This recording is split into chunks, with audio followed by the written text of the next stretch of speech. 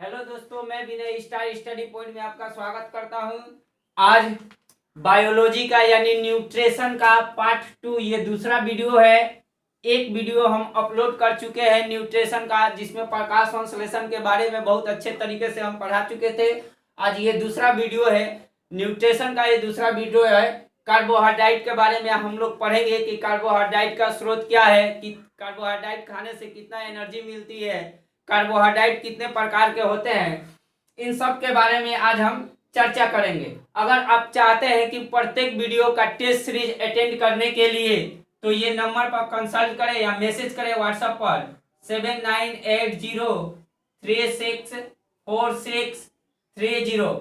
अगर इस नंबर पर आप मैसेज करते हैं तो एक ग्रुप में आपको डाल दिया जाएगा, जो स्टार स्टडी पॉइंट ग्रुप में आपको डाल दिया जाएगा, और इस ग्रुप में प्रत्येक वीडियो का आप टेस्ट दे सकते हैं। तो बहुत ज़्यादा जरूरी है क्या कि आपको पीडीएफ के द्वारा हम टेस्ट लेते हैं। अगर इस ग्रुप में आप ऐड होना चाहते हैं तो ऐड होइएगा, तो प्रत्येक वीडियो का आप क्या कर सकिएगा, टेस्ट दे सकिएगा। तो आज पढ़ेंगे कार्बोहाइड्रेट में। तो फर्स्ट ध्यान में रखना कि कार्बोहाइड्रेट एक अधिभार पोषक तत्व है, यानी मैक्रोन्यूट्रिएंट्स है। कार्बोहाइड्रेट एक अधिभार पोषक तत्व है। अधिभार पोषक तत्व यानी जिसका पाचन हमारे बॉडी में होता है। किसका किसका पाचन तब हमारे बॉडी में होता है? कार्बोहाइड्रेट का पाचन होता है, वसा का पाचन होता है और प्रोटीन का पाचन होता है। इन तीनों जिनिस का पाचन हमारे बॉडी में होता है, इसीलिए इन तीनों को क्या कहते हैं? अधिभार पोषण तत्व यानी मैक्रोन्यूट्रिएंट्स कहते हैं। इन तीनों को, किनको किनको? कार्बोहाइड्रेट को, वसा को, प्रोटीन को। इनका पाचन हमारे बॉडी में होता है। बाकी एक सूक्ष्म मात्र पोषक तत्व क्या हो जाता है? जैसे विटामिन हो जाता है, जल हो जाता है, खनिज लवण होता है। इनका पाचन हमारे बॉडी में नहीं होता है। इनके पाचन में सहायता करने के लिए वो क्या करता है? वह हेल्प करता है, जो सूक्ष्म मात्र पोषक तत्व उसे बोलते हैं। इन कार्बोहाइड्रेट को क्या बोलेंगे? अधिभार पोषक तत्व। यहां से देखिए, कार्बोहाइड्रेट किसका किसका यौगिक है? तो कार्बोहाइड्रेट कार्बन, हाइड्रोजन और ऑक्सीजन का यौगिक है। फर्स्ट, कार्बोहाइड्रेट किसका यौगिक है? कार्बन, हाइड्रोजन और ऑक्सीजन के क्या है? यौगिक है। ध्यान रखना, कार्बन की खोज हरदम पूछता है, तो कार्बन की खोज किसने की थी? तो कैवेंडिश ने। ये ध्यान रखना कि कार्बन की खोज किसने की थी? तो कैवेंडिश ने की थी, कार्बन की खोज की थी। हाइड्रोजन की, कार्बन की खोज किसने की थी? कैवेंडिश ने। क्लियर? सबसे फर्स्ट क्वेश्चन की हाइड्रोजन किसका है? कार्बोहाइड्रेट किसका किसका यौगिक होता है? तो कार्बोहाइड्रेट कार्बन, हाइड्रोजन, ऑक्सीजन के कंपाउंड होते हैं। दूसरा, कार्बोहाइड्रेट का जनरल फॉर्मूला क्या होता है? तो जनरल फॉर्मूला क्या होता है? ये होता है, अगर n का वैल्यू, जनरल फॉर्मूला क्या होता है? ये होता है, कार्बोहाइड्रेट का रेशियो यानी कार्बन, हाइड्रोजन और ऑक्सीजन का यौगिक कितना होता है? तो 1:2:1। ये ग्लूकोज का सूत्र है। ग्लूकोज को ही हम लोग क्या बोलते हैं? कार्बोहाइड्रेट बोलते हैं। ध्यान रखना। फर्स्ट क्वेश्चन क्या कि कार्बोहाइड्रेट कार्बन, हाइड्रोजन और ऑक्सीजन के कंपाउंड होते हैं। हाइड्रोजन की खोज भी किसने की थी? कैवेंडिश ने की थी।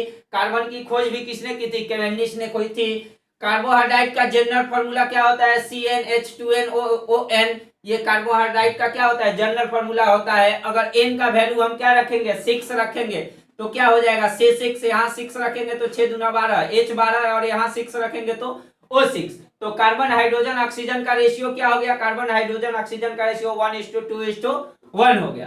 तीसरा पॉइंट, चौथा पॉइंट क्या बोला है कि ग्लूकोज कार्बोहाइड्रेट का सरलतम रूप है। क्वेश्चन पूछा जाता है कि कार्बोहाइड्रेट का सरलतम रूप कौन है? तो कार्बोहाइड्रेट का सरलतम रूप हमारा कौन होता है? कार्बोहाइड्रेट का सरलतम रूप हमारा कौन हो जाता है? ग्लूकोज हो जाता है।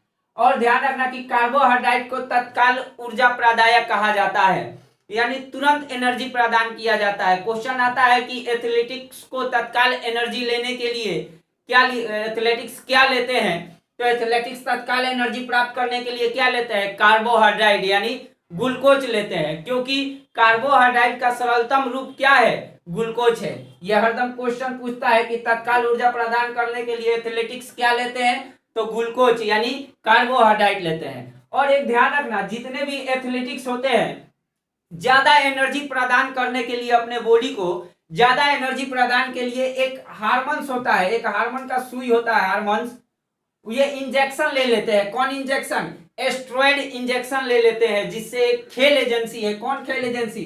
वाडा। वाडा खेल एजेंसी है, जो उस खिलाड़ी पर क्या करती है, 4 साल 5 साल का क्या करती है, बैंड लगा देती है। इन वाडा का हेडक्वार्टर कहाँ है? मॉन्ट्रियल कनाडा में है। ध्यान रखना कि जो तत्काल ऊर्जा यानी आवश्यकता से अधिक एनर्जी प्रदान करने के लिए खिलाड़ी क्या करते हैं, एक इंजेक्शन ले लेते हैं। किसका? एस्ट्रॉयड का। जिसके कारण अगर वह एक वाडा एजेंसी होती है, खेल एजेंसी, अगर पकड़ लेती है तो उनके ऊपर क्या कर देती है, बैंड लगा देती है। ध्यान रखना। तो ज्यादा एनर्जी प्रदान करने के लिए क्या लेते हैं खिलाड़ी? एस्ट्रॉयड हार्मोन्स का एक इंजेक्शन लेते हैं। अब प्रकाश संश्लेषण का निर्माण होता किस प्रकार है? बोले कार्बोहाइड्रेट का निर्माण किस प्रकार होता है? तो कार्बोहाइड्रेट का निर्माण किस प्रकार होता है? प्रकाश संश्लेषण के द्वारा ही कार्बोहाइड्रेट का क्या होता है, निर्माण होता है। जो कि हम पिछला वीडियो में प्रकाश संश्लेषण जो फर्स्ट न्यूट्रिशन का वीडियो था उसको बहुत अच्छे तरीके से इसको पढ़ा चुके हैं। और ध्यान रखना कि प्रत्येक साइंस का आपका टेस्ट भी मिलेगा। ये क्या होगा, वीडियो अपलोड होगा, उसके बाद आप ग्रुप में आइएगा तो ग्रुप में आपको इस चैप्टर का टेस्ट भी आपको सीरीज आपको मिलेगा, टेस्ट सीरीज। नेक्स्ट स्रोत देखिए, कार्बोहाइड्रेट का स्रोत क्या क्या होता है। फर्स्ट होता है हनी, आलू, केला, चावल। इन सभी और इन सभी के द्वारा सबसे ज्यादा कार्बोहाइड्रेट कहाँ मिलता है हमारा? तो सबसे ज्यादा कार्बोहाइड्रेट किसमें मिलता है? हनी में मिलता है। हनी यानी मधुमक्खी। तो ध्यान रखना, मधुमक्खी के पालन को हम लोग क्या कहते हैं? मधुमक्खी के पालन को क्या कहते हैं? एपी कल्चर कहते हैं। ये ध्यान रखना, मधुमक्खी के पालन को क्या कहते हैं हम? एपी कल्चर कहते हैं। ये आलू है, आलू। तो ध्यान रखना, नेशनल पोटैटो रिसर्च इंस्टीट्यूट कहाँ है? कुर्फी यानी शिमला में है। इससे रिलेशन क्वेश्चन याद रखना। आलू, नेशनल पोटैटो रिसर्च इंस्टीट्यूट कहाँ है? कुर्फी, कुर्फी शिमला में। नेक्स्ट है केला, नेशनल बनाना रिसर्च इंस्टीट्यूट कहाँ है? त्रिची, तमिलनाडु में। त्रिची कहाँ पड़ता है? तमिलनाडु में। चावल, नेशनल रिसर्च राइस इंस्टीट्यूट कहाँ पड़ता है हमारा? कटक में पड़ता है। बनाना त्रिची में, चावल कहाँ पड़ता है? कटक में। अगर क्वेश्चन आएगा इंटरनेशनल राइस रिसर्च इंस्टीट्यूट कहाँ पड़ता है, तो इंटरनेशनल राइस रिसर्च इंस्टीट्यूट आपका कहाँ पड़ जाएगा? मनीला यानी फिलीपींस में। अब क्वेश्चन आता है राइस बॉल ऑफ इंडिया किसे कहा जाता है? चावल का कटोरा भारत में किसे कहा जाता है? तो ये भी ध्यान रखना, चावल का कटोरा भारत में किसे कहा जाता है? छत्तीसगढ़ को कहा जाता है। और विश्व में पूछेगा, विश्व में किस चावल का कटोरा किसे कहा जाता है? तो चाइना को कहा जाता है। राइस बॉल ऑफ वर्ल्ड किसे कहा जाता है? तो rice ball of world China को कहा जाता है। राइस बॉल ऑफ इंडिया किसे कहा जाता है? तो राइस बॉल ऑफ इंडिया किसे कहा जाता है? छत्तीसगढ़ को कहा जाता है। और कार्बोहाइड्रेट का मेन कार्य क्या है? कार्बोहाइड्रेट का मेन कार्य क्या है कि हमारे शरीर को क्या करना? ऊर्जा प्रदान करना। तत्काल ऊर्जा प्रदान करने के लिए हम क्या करते हैं? कार्बोहाइड्रेट को लेते हैं। तो ध्यान रखना, कार्बोहाइड्रेट का मेन कारण ही क्या है? हमारे बॉडी को क्या करना? ऊर्जा प्रदान करना। क्वेश्चन आता है कि 1 ग्राम कार्बोहाइड्रेट लेने से कितनी एनर्जी मिलती है? तो 1 ग्राम कार्बोहाइड्रेट लेने से कितनी एनर्जी मिलती है? 4.2 कैलोरी एनर्जी मिलती है 1 ग्राम अगर हम लोग कार्बोहाइड्रेट खाते हैं तो। मानकर चलिए कार्बोहाइड्रेट खाए, जिस प्रकार प्रकाश संश्लेषण में बताया था कि कार्बोहाइड्रेट का निर्माण हो जाता था। जब हम कार्बोहाइड्रेट लेते हैं, ये किसका सूत्र है? कार्बोहाइड्रेट यानी ग्लूकोज का सूत्र है। जब ग्लूकोज हमारे कोशिकाओं में आता है तो ऑक्सीजन के साथ मिलता है तो क्या बनाता है? 6 कार्बन डाइऑक्साइड बनाता है, जल बनाता है, और साथ ही साथ क्या रिलीज करता है? एनर्जी रिलीज करता है, यानी एटीपी। फुल फॉर्म हरदम पूछता है एटीपी का, एडिनोसिन ट्राइफॉस्फेट। Adenosine triphosphate. जैसे ही हमारा ग्लूकोज सेल कोशिका में आती है तो वहां ऑक्सीजन के साथ मिलकर सेलुलर रिस्पिरेशन करती है, यानी कोशिकीय श्वसन करती है। कोशिकीय श्वसन करने के बाद हमारा कार्बन डाइऑक्साइड उत्पन्न होता है, जल उत्पन्न होता है, और एक एनर्जी मिलता है जिसे एटीपी के रूप में एनर्जी मिलता है, जिसे एडिनो ट्राइफॉस्फेट कहते हैं। इसी एटीपी को हम लोग क्या कहते हैं? पावर करेंसी के नाम से भी जाना जाता है। एटीपी को किस नाम से और जाना जाता है? Power currency. और ध्यान रखना, माइटोकॉन्ड्रिया को पावर हाउस ऑफ सेल कहा जाता है, यानी कोशिका का क्या कहा जाता है? ऊर्जा गृह भी कहा जाता है। इसके बाद हम लोग क्या पढ़ेंगे कि कार्बोहाइड्रेट के कितने टाइप्स होते हैं, टाइप्स के बारे में अब इसके बाद हम लोग पढ़ेंगे। देखिए अब कार्बोहाइड्रेट के बारे में पढ़ेंगे कि कार्बोहाइड्रेट के कितने प्रकार होते हैं। तो कार्बोहाइड्रेट के 3 प्रकार होते हैं। मोनोसेकेराइड, डायोसेकेराइड और पॉलीसेकेराइड। दो या दो से अधिक कार्बोहाइड्रेट जब मिलते हैं, दो या दो से अधिक कार्बोहाइड्रेट मिलते हैं तो किसका निर्माण कर देते हैं? डायोसाकराइड का। और कई सारे डायोसाकराइड जब मिलते हैं तो किसका निर्माण करते हैं? पॉलीसेकेराइड का। क्वेश्चन आता है मोनोसेकेराइड का डायोसेकेराइड में ट्रांसफर होना कौन सी अभिक्रिया है? तो एनाबोलिज्म अभिक्रिया है। एक होता है एनाबोलिज्म, एक होता है केटाबोलिज्म। एनाबोलिज्म होता है कि क्या छोटे छोटे अणु मिलकर एक बड़ा अणु का निर्माण करते हैं, उसे हम लोग एनाबोलिज्म बोलते हैं। और केटाबोलिज्म किसे बोलते हैं? एक बड़ा अणु क्या होता है, छोटे छोटे अणुओं में टूटता है तो उसे क्या बोलते हैं? केटाबोलिज्म हम लोग बोलते हैं। तो क्वेश्चन आता है मोनोसैकेराइड का डायोसैकेराइड में टूटना एक कैसी अभिक्रिया है? तो एनाबोलिज्म अभिक्रिया है। ध्यान रखना, कैसी अभिक्रिया है? एनाबोलिज्म अभिक्रिया है। यानी छोटा छोटा मिलकर एक बड़ा अणु और यहां से मिलकर एक और बड़ा अणु बनता है। अगर क्वेश्चन इस तरह पूछ दे कि पॉलीसेकेराइड का डायोसेकेराइड में टूटना एक कैसा अभिक्रिया है? तो केटाबोलिज्म अभिक्रिया है। ध्यान रखना, क्योंकि एक ही बड़ा अणु ये बन जाता है, बड़ा अणु से एक छोटा अणु टूटेगा, ये छोटा अणु से क्या होगा? एक छोटा अणु टूटेगा।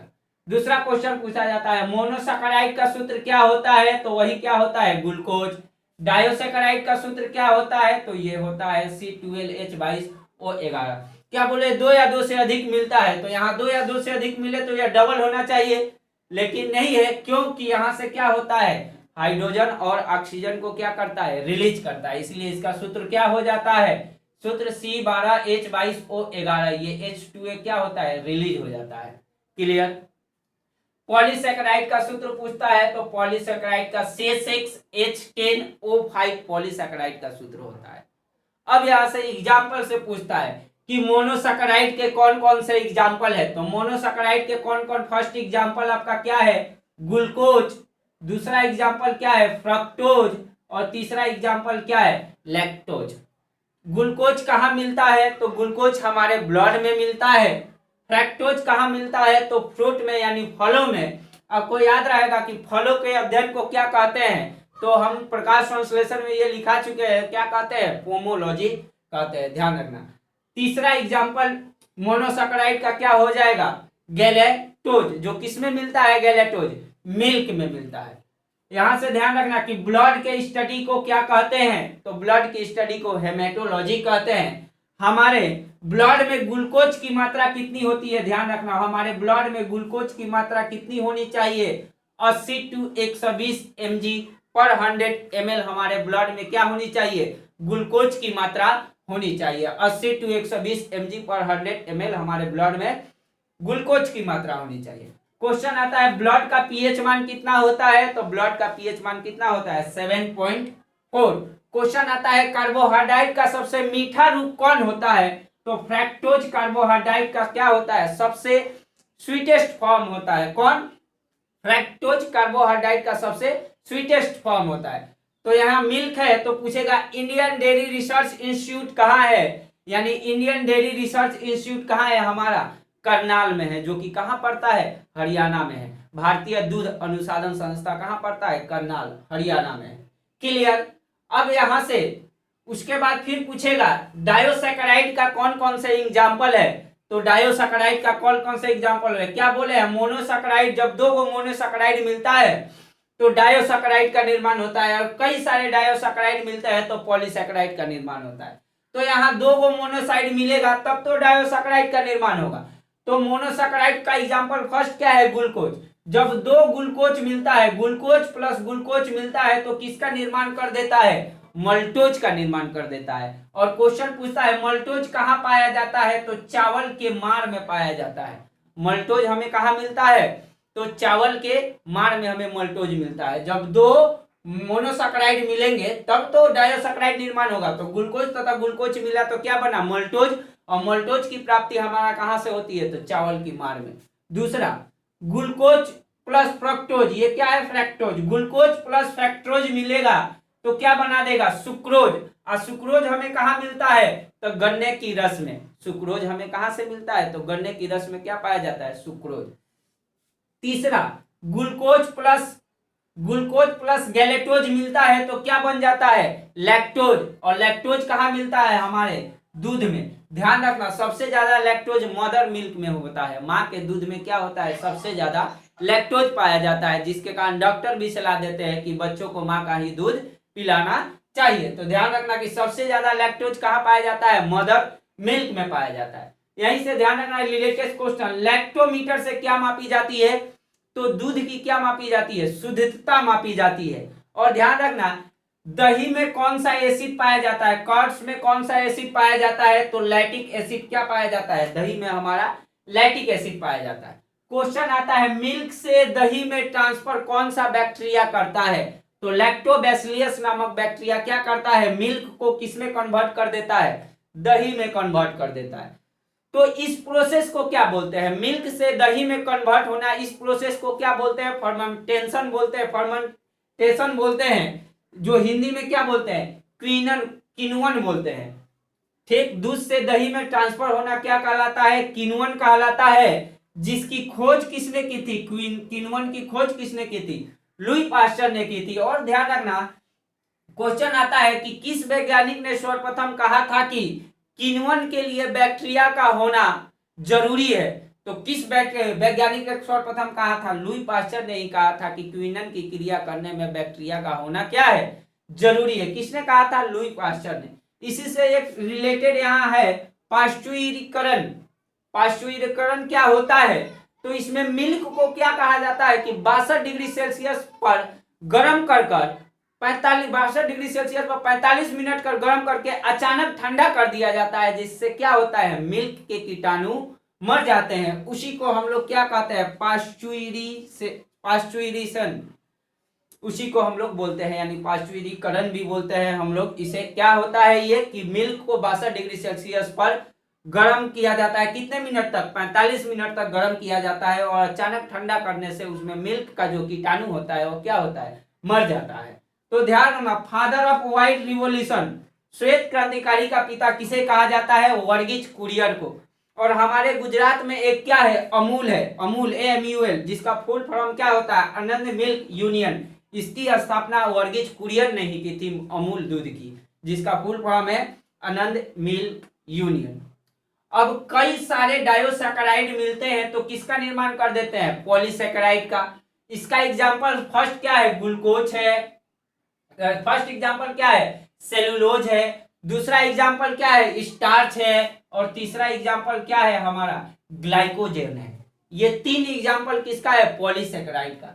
ध्यान रखना कि मनुष्य में इन दोनों का पाचन नहीं होता है, लेकिन ग्लाइकोजन का पाचन मनुष्य में होता है। कहाँ होता है, लीवर में स्टोर रहता है। ग्लाइकोजन हमारे बॉडी में कहाँ स्टोर रहता है, तो ग्लाइकोजन हमारे बॉडी में कहाँ स्टोर रहता है, लीवर में होता है।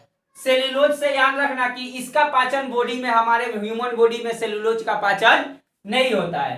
ह्यूमन बॉडी में क्या होता है, सेलुलोज का पाचन नहीं होता है। और सेलुलोज से ही कागज का निर्माण होता है, और सेल वाल यानी कोशिका भित्ति का निर्माण किसके द्वारा होता है, तो सेलुलोज के द्वारा ही कोशिका भित्ति का निर्माण होता है, कागज का निर्माण होता है। और सेलुलोज का पाचन ह्यूमन बॉडी में नहीं होता है। तीसरा जो स्टार्च है, तो पौधे, स्टार्च आपको मालूम है, प्रकाश संश्लेषण में पढ़ाए थे कि पेड़ पौधे अपना भोजन किस रूप में स्टोर करते हैं, तो स्टार्च के रूप में स्टोर करते हैं। तो स्टार्च का पाचन कौन करता है, तो ध्यान रखना, स्टार्च का पाचन हमारे स्लाइवा में एक एंजाइम पाई जाती है, यानी हमारे लार में एक एंजाइम पाई जाती है, जिसे हम क्या कहते हैं, टाइलिन नामक एंजाइम। ये क्या करती है, स्टार्च का क्या कर देती है, पाचन कर देती है। पाचन करने के बाद स्टार्च को हम लोग क्या करते हैं, टाइलिन नामक एंजाइम के द्वारा पाचन हमारे बॉडी में होता है। स्टार्च का पाचन कौन सा एंजाइम करता है, टाइलिन नामक एंजाइम। तो क्वेश्चन उठता है, ग्लाइकोजन का पाचन किससे कौन करता है, तो ग्लाइकोजन का पाचन कौन सा एंजाइम करता है, एलाइमेज नामक एंजाइम क्या करता है, ग्लाइकोजन का पाचन करता है। इसके बाद हम लोग पढ़ेंगे कि अगर कार्बोहाइड्रेट हमारे बॉडी में ज्यादा हो जाए तो क्या हो जाए, कम हो जाए तो क्या होगा, नेक्स्ट पढ़ेंगे। चलिए, अगर हमारे बॉडी में क्या हो, कार्बोहाइड्रेट की मात्रा बढ़ जाए तो क्या होगा। अगर हमारे बॉडी में कार्बोहाइड्रेट की मात्रा बढ़ जाए तो क्या होगा, एक्चुअल हमारे ब्लड में ग्लूकोज की मात्रा कितनी होनी चाहिए, 80 से 120 mg/100 ml में। हमारे बॉडी में ग्लूकोज की मात्रा होनी चाहिए। अगर ग्लूकोज की मात्रा इससे ज्यादा बढ़ जाए यानी 100 बाई कितना हो जाए 140 हो जाए तो क्या होगा? अगर हमारे बॉडी में कार्बोहाइड्रेट यानी ग्लूकोज की मात्रा जब बढ़ जाती है तो क्या होता है? ग्लूकोज को क्या करती है? लीवर ट्रांसफर कर देती है किसमें? ग्लाइकोजेन में। क्या करती है? ग्लूकोज को लीवर ट्रांसफर कर देती है ग्लाइकोजेन में। क्वेश्चन आता है ग्लूकोज को ग्लाइकोजन में कौन ट्रांसफर करता है? तो लीवर ट्रांसफर करता है। और ध्यान रखना, लीवर को chemical body of human body कहा जाता है। लीवर को क्या कहा जाता है? Chemical body of human body. या लीवर को यह भी कहा जाता है कि लीवर से अधिकांश सारा एंजाइम का भी स्राव होता है। लीवर को chemical factory of human body कहा जाता है। और ग्लूकोज का ग्लाइकोजन में बदलना, इस प्रक्रिया, इस प्रोसेस को क्या कहते हैं? तो ग्लाइकोजेनेसिस प्रोसेस कहते हैं। या स्टोर कहाँ होता है? ये लीवर में स्टोर हो जाता है।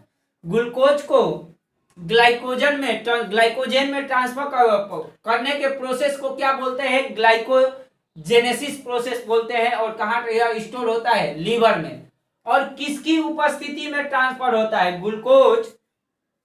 ग्लूकोज को लीवर ट्रांसफर करता है किसमें? ग्लाइकोजेन में। तो किस हार्मोन की उपस्थिति में होता है? तो किस हार्मोन की उपस्थिति में होता है? इंसुलिन हार्मोन की उपस्थिति में होता है। जो इंसुलिन हार्मोन का स्राव कहां से होता है? अग्नाशय से, अग्नाशय के बीटा सेल से, अग्नाशय के बीटा कोशिका से। अग्नाशय यानी पैंक्रियाज।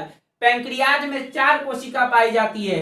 बीटा सेल, अल्फा बेट, डेल्टा सेल और पीपी सेल पाई जाती है। जिसमें बीटा सेल से किस हार्मोन का स्राव होता है? इंसुलिन हार्मोन का स्राव। अल्फा सेल से किस हार्मोन का स्राव होता है? ग्लूकागोन हार्मोन का स्राव। और ये दोनों हार्मोन का क्या कार्य है? कंट्रोल करना। कितना स्राव किया जाता है उसको क्या करता है?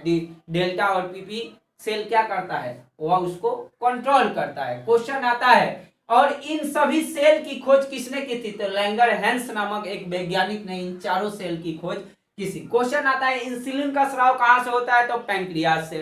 पैंक्रियाज में कहां से होता है? तो बीटा कोशिका से।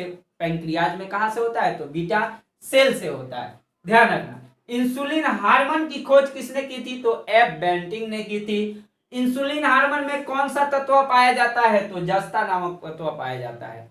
क्या बोले कि अगर हमारे बॉडी में ग्लूकोज की मात्रा बढ़ जाती है तो क्या होगा? जब ग्लूकोज की मात्रा बढ़ जाएगी तो लीवर क्या करेगा? उसको ग्लाइकोजेन में ट्रांसफर कर देगा। और किस हार्मोन की उपस्थिति में करेगा? तो इंसुलिन हार्मोन की उपस्थिति में करेगा। और इंसुलिन हार्मोन का स्राव कहां से होता है? तो पैंक्रियाज यानी अग्नाशय से होता है।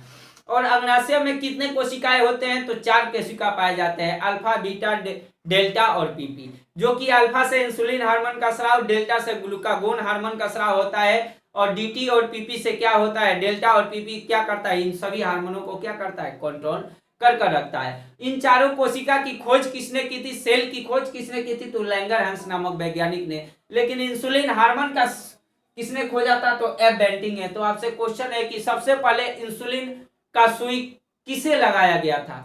आप लोग कमेंट कर बताइएगा। और क्वेश्चन आता है इंसुलिन में कौन सा तत्व पाया जाता है? तो जस्ता नामक तत्व पाया जाता है। अगर हमारे बॉडी में कार्बोहाइड्रेट की मात्रा क्या हो? कम हो, यानी ग्लूकोज की मात्रा कम हो जाए, यानी 40 to 60 mg/100 हो जाए तो क्या होता है? तो जो ग्लाइकोजन बना होता है वह ग्लाइकोजन को फिर लीवर क्या करता है? ग्लूकोज में ट्रांसफर कर देता है। इसीलिए मानकर चलिए भूखे जब व्यक्ति रहता है तो इसी को जो एक्स्ट्रा ऑब्जर्व कर रखता है कौन? ग्लाइकोजेन। उसी ग्लाइकोजन को फिर ट्रांसफर करके किस में बदल देता है? ग्लूकोज में, जिसके कारण कुछ दिन तक व्यक्ति भूखा रह सकता है। तो कौन करता है? ये भी काम लीवर करता है। और इस प्रोसेस को क्या बोलते हैं? ग्लाइकोजन को ग्लूकोज में ट्रांसफर होना, इस प्रोसेस को ग्लाइकोजेनेसिस प्रोसेस कहा जाता है। और किसकी उपस्थिति में होता है? तो किस हार्मोन की उपस्थिति में यह होता है? तो ग्लूकागोन हार्मोन की उपस्थिति में होता है। अगर हमारे बॉडी में इंसुलिन की मात्रा कम हो जाए, जब इंसुलिन की मात्रा कम हो जाएगी तो ब्लड में किसकी मात्रा अधिक हो जाएगी? तो ब्लड में किसकी मात्रा अधिक हो जाएगी? ग्लूकोज की मात्रा अधिक हो जाएगी।